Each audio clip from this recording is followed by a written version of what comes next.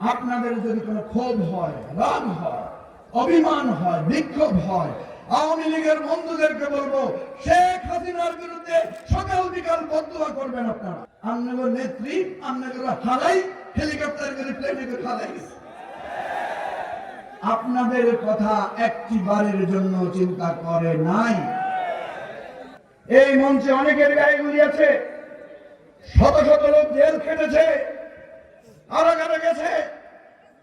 কর্মীদেরকে ফালাই একদিনের জন্য ফালাইছে নাকি?